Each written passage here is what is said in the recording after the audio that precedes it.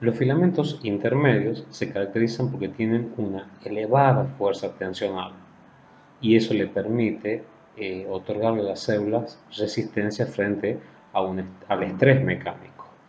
Fíjense en el esquema que tenemos abajo, a la derecha, cómo está representado con líneas azules, ¿sí? ¿Mm? Eh, cómo se interrelacionan los filamentos intermedios con la membrana plasmática, y fíjense cómo se interrelacionan con la envoltura nuclear. Esto sucede en las células animales, porque las células vegetales y los hongos, por ejemplo, no poseen filamentos intermedios.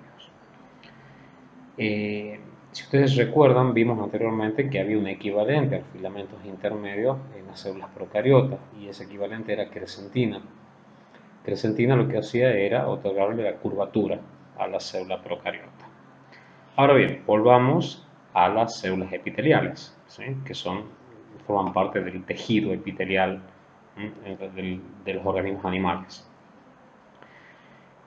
Como les decía, las células, y acá volvemos al esquema, hay una íntima relación, ¿sí?, con el núcleo, ¿sí?, y con la membrana plasmática, ¿sí?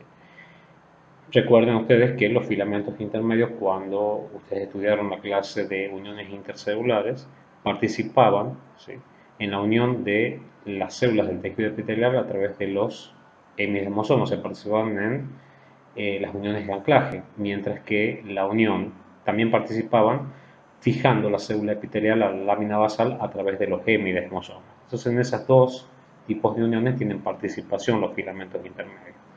Ahora bien, si tenemos nosotros un corte de un epitelio poliestratificado plano queratinizado, nosotros sabemos que las células de las capas más superficiales, vistas al microscopio óptico, no podemos ver el núcleo, lo cual no significa que no esté, ¿sí? Y vemos que son células muy acidófilas comparadas con las partes basales. Eso se debe a que tienen muchos filamentos de queratina, ¿sí?, que es lo que se observaría al microscopio electrónico en la fotografía del borde superior izquierdo, ¿sí? Es decir, esas células están muy cargadas de filamentos intermedios y son en realidad 10 veces más abundantes que los otros dos componentes del citoesqueleto. Y eso se debe a la función que cumple esa célula, que es de protección, de resistencia mecánica. Ahora bien, la organización de los filamentos intermedios en la célula, volviendo al esquema de abajo, ¿sí?, fíjense que es muy similar a la que veíamos con los microfilamentos de actina, es decir, los filamentos intermedios, al igual que los filamentos de actina, se asocian principalmente a las membranas. Pero, a diferencia de los otros dos componentes del citoesqueleto, ¿sí?, no participan en la motilidad celular. Otra de las características de los filamentos intermedios es que son estructuras muy estables, a diferencia de los microtúbulos y de los microfilamentos, ¿sí? Además, se caracterizan porque las subunidades proteicas en los filamentos intermedios están dadas por estructuras en alfa hélice, mientras que en los microtúbulos y en los microfilamentos estaban dadas por eh, proteínas globulares, que eran la alfa-beta tubulina en el caso de los microtúbulos y la actina G en el caso de los microfilamentos. La otra característica es el diámetro. Reciben casualmente su nombre porque el diámetro es intermedio entre los otros dos componentes del citoesqueleto. Y además, los filamentos intermedios tienen otra propiedad, y es que no fijan nucleótidos trifosfatos durante su ensamblaje. Se nos requieren de nucleótidos trifosfatos. No hay hidrólisis de nucleótidos trifosfatos para el ensamblaje, a diferencia de lo que ocurría con los otros dos componentes, ¿sí?, que los sitios, ¿sí?, de anclaje de ATP o de GTP tenían actividad enzimática, ATPasa o GTPasa, dependiendo si hablamos de microtúbulos o de microfilamentos. En los microtúbulos es GTPasa y en los microfilamentos ATPasa, como vimos anteriormente. Las proteínas de los filamentos intermedios en mamíferos están representados por una superfamilia de proteínas alfa helicoidales que se ubican en el núcleo y en el citoplasma y que se dividen en 4 grupos, ¿sí? Laminas nucleares, queratina, filamentos intermedios tipo 3 y neurofilamentos, según la similitud en secuencia y patrón de expresión. Ahora, el grupo de las laminas nucleares, que se encuentran solamente en el núcleo, se clasifican en lamina A, B y C y van a constituir la lámina nuclear, que tiene una importante función en el mantenimiento de la estructura de la envoltura nuclear, como veremos después.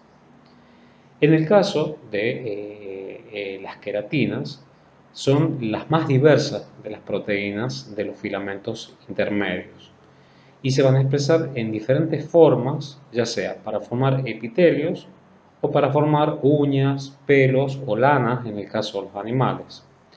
También tienen la capacidad de formar parte de los epitelios de revestimiento de cavidades internas del cuerpo. Y en ese caso, la queratina toma el nombre de citoqueratina. Recordemos las células epiteliales que veíamos anteriormente cuando hablábamos del epitelio poliestratificado plano queratinizado. Esas células tienen la capacidad de expresar ambos tipos de queratinas, las queratinas ácidas y las queratinas básicas. Ahora, con respecto a los filamentos intermedios tipo 3, fíjense, hay varias proteínas. Bimentina es entre las 4 proteínas la más representativa, la más ampliamente distribuida. Y está generalmente en células de origen mesenquimático, como los fibroblastos, los leucocitos, las células endoteliales, las células epiteliales también. Pero esta proteína tiene una propiedad y es que no solamente le va a otorgar sostén mecánico, digamos, a la membrana plasmática, sino que también ayuda a el mantenimiento de la estructura del núcleo y de otros orgánulos, ayuda a que esas estructuras se mantengan en determinados lugares de la célula, ¿sí? Tanto el núcleo como los orgánulos colabora la bimetina para que se mantengan en determinados lugares de la célula. Ahora, las otras proteínas tienen una distribución más limitada. En el caso, por ejemplo, de desmina, ¿sí?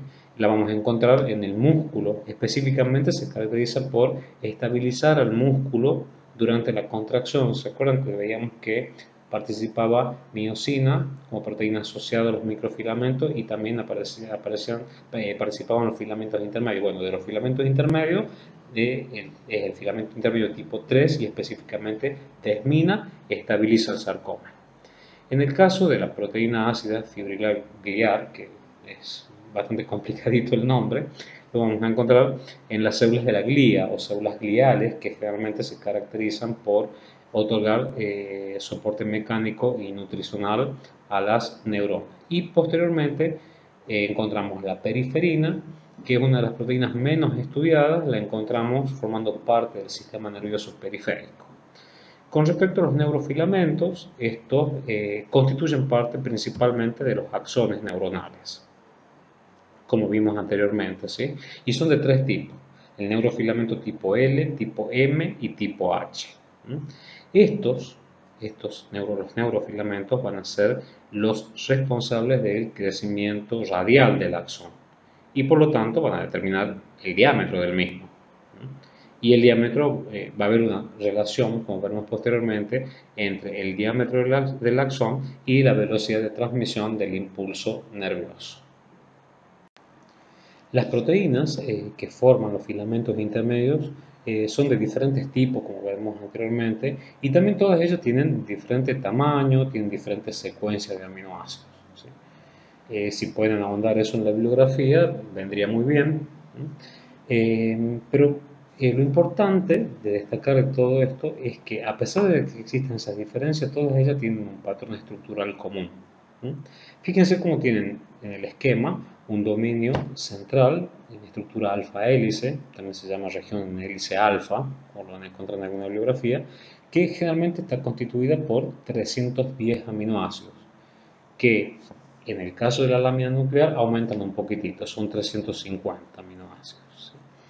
Y encontramos los extremos amino y carboxilo terminal que van a representar la cabeza y la cola de ese filamento. ¿Sí? Ahora bien, estas estructuras, ¿sí? Los grupos amino y carboxilo terminal, son las que van a variar en cada una de las proteínas de los filamentos intermedios. ¿Sí?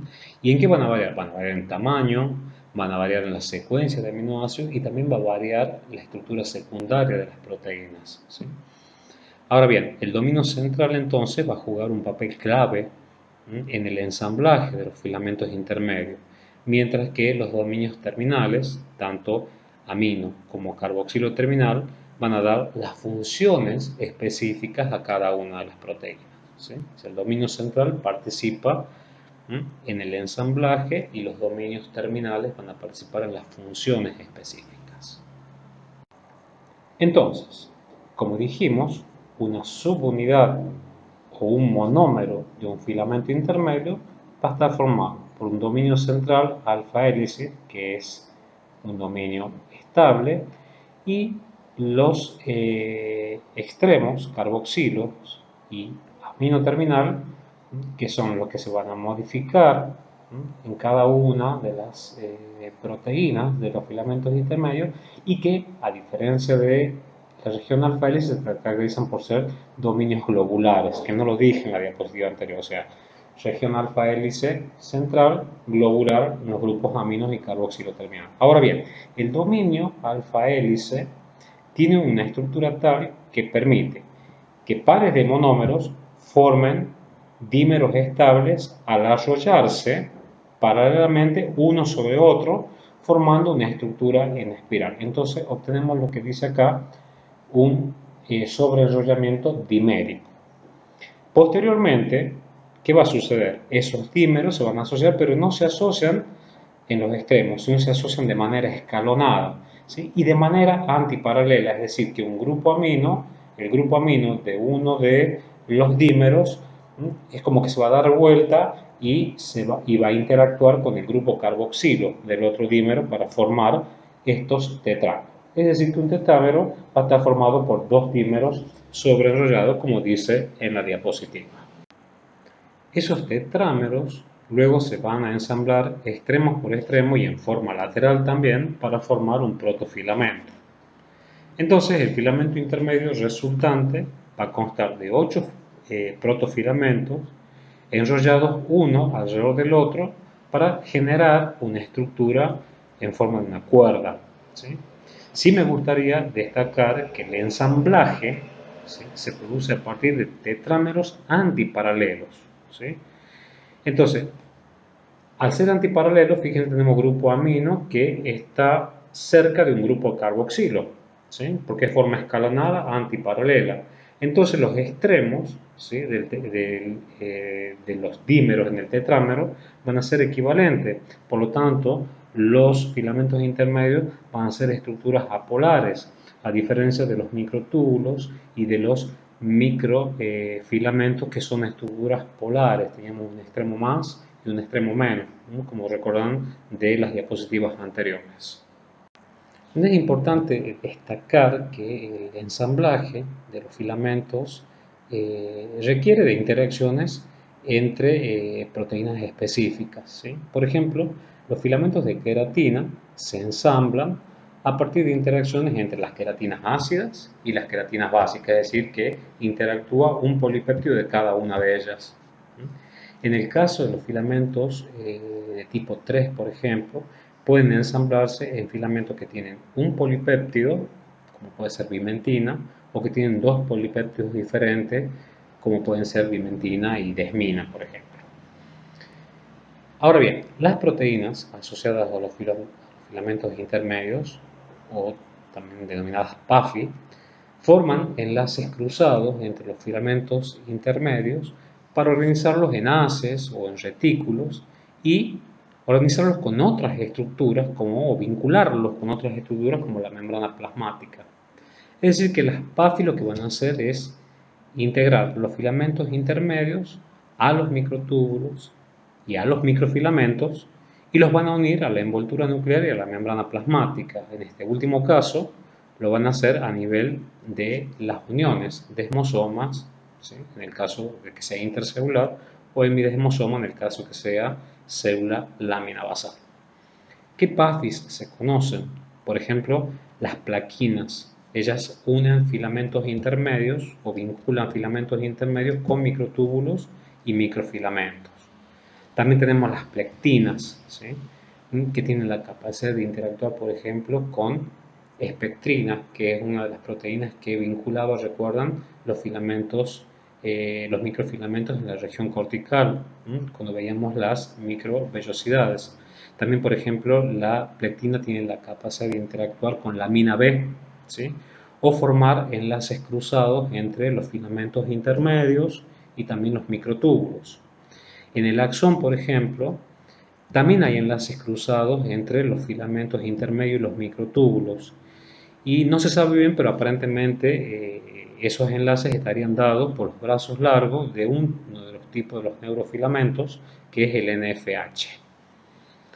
Ahora bien, al inicio del estudio de los filamentos intermedios, nosotros dijimos que son estructuras estables los filamentos intermedios, pero durante el proceso de división celular adquieren un cierto dinamismo, ya que al igual que los otros componentes del citoesqueleto deben reorganizarse, pero nunca van a tener el mismo dinamismo que tienen y que ya estudiamos los microtúbulos o los microfilamentos. Ya vamos a ver posteriormente qué importancia tiene o qué importancia juegan los filamentos intermedios durante la división celular. En las diapositivas de la parte superior tenemos al microscopio electrónico de transmisión, un filamento intermedio ya completo de 10 nanómetros de espesor, y a la derecha encontramos una inmunofluorescencia en donde hay anticuerpos dirigidos hacia la lamina, que fíjense cómo se encuentran asociados en azul a la envoltura nuclear, y anticuerpos hacia la queratina, que están en rojo, y fíjense cómo migran desde la envoltura hacia la periferia de la célula, es decir, hacia la membrana plasmática. Como vimos en la imagen de inmunofluorescencia de la diapositiva anterior, los filamentos intermedios pueden estar ubicados en el citosol o en el núcleo, ¿sí? Cuando están en el citosol forman estructuras en forma de cuerda, mientras que los filamentos intermedios que tapizan la membrana nuclear interna forman estructuras en forma de redes o mallas bidimensionales ortogonales, constituyendo lo que llamamos la lámina nuclear, cuya proteína principal es la lamina, ¿sí? Entonces podemos decir que la lámina nuclear lo que va a hacer es darle soporte estructural al núcleo y va a representar, fíjense en el esquema, el punto de anclaje, ¿sí?, de la cromatina, ¿sí? Y también se va a asociar o se va a vincular con muchas proteínas nucleares regulando la transcripción. En la diapositiva, el microscopio electrónico de transmisión se muestra esa red o esa malla ortogonal bidimensional, ¿sí? Ahora bien, en el esquema que se encuentra en la parte inferior de la diapositiva, se muestran dos juegos ortogonales de filamentos, ¿sí?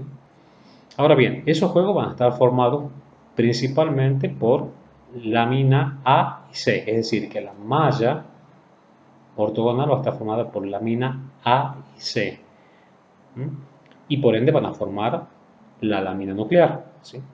Y esa lámina nuclear se va a asociar a la membrana nuclear interna a través de lámina B, es decir, que la lámina B no está constituyendo parte de la malla ortogonal, sino que se encuentra asociando, ¿sí?, la lámina nuclear a la envoltura nuclear del lado interno de la membrana.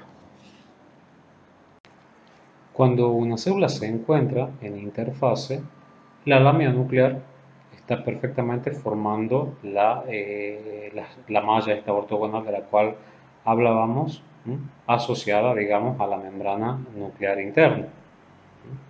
Ahora, ¿qué pasa en la división celular? En la profase, durante la profase, que es el primer estadio, digamos así, van a actuar algunas enzimas denominadas proteinquinasa dependientes de ciclinas, como van a ver después cuando veamos ciclo celular. Y estas proteínas lo que van a hacer, como se puede observar en el esquema de la derecha, va a ser fosforilar residuos de serina en los tres tipos de lámina, en la lámina A, en la lámina B y en la lámina C. ¿Sí? Y por ende va a producir la despolimerización de la lamina. ¿Sí? Fíjense cómo se observan los dímeros de lamina ya fosforilados. Y esos dímeros fosforilados, los dímeros van a constituir la estructura más estable. ¿Sí? Fíjense que no se desdoblan o no se despolimerizan hasta monómeros, se despolimerizan hasta dímeros. Por lo tanto, podemos decir que en el proceso de ensamblaje, ¿sí?, el dímero va a constituir la estructura más estable. Ahora bien, yo les decía que son los tres tipos de laminas las que se fosforilan, la lamina A, la B y la C. Pero solamente se van a liberar la lamina A y C. La B va a permanecer siempre unida, aún fosforilada, a la envoltura nuclear.